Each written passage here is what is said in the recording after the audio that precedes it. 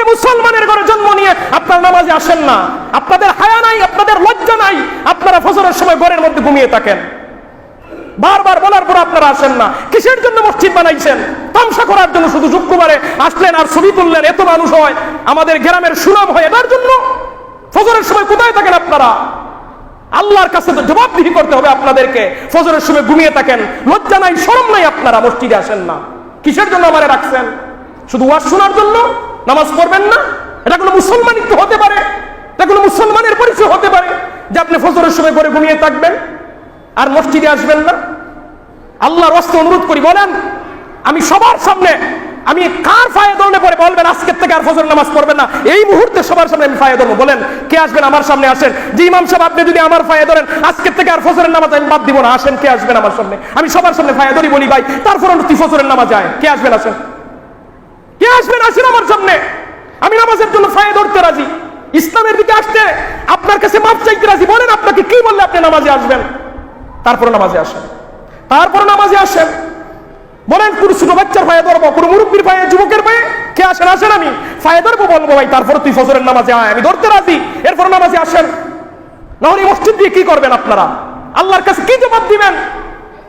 কোটি কোটি টাকা খরচ করে মসজিদ বানাইছেন, অথচ ফজরের সময় মুসল্লি নাই। এটা লজ্জাজনক ব্যাপার। এটা আমার জন্য লজ্জা, আপনাদের জন্য লজ্জা, কমিটিদের জন্য লজ্জা। কমিটির মানুষরা তো আসেনি না, আর বেনওয়াজিদেরকে কমিটি দিবেন কেন? কোন কমিটির মধ্যে বেনওয়াজি থাকবে না, কোন নাফরমান থাকবে না। কমিটির মধ্যে তারাই থাকবে যারা ইমামের অনুপস্থিতিতে নামাজ পড়াইতে পারে, কন্টিনিউ যারা নিয়মিত নামাজ পড়বে।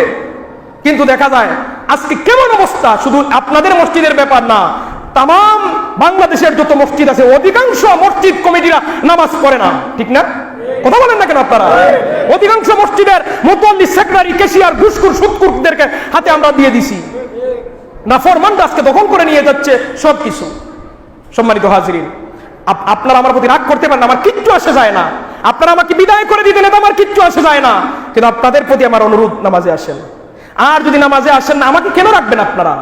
কি ওয়াজ শুনবেন ভাই? ওয়াজ শুনে যদি আমল না আসে, আপনারা যদি জাগ্রত না হন, আর ঘুমের মধ্যে কত থাকবেন? এই যুবকরা, কত যুবক প্রতিদিন অ্যাক্সিডেন্ট করে রাস্তায় মারা যায়, কত গাড়ি অ্যাক্সিডেন্ট করে মারা যায়। তুমি যে মরবে না কি গ্যারান্টি আছে?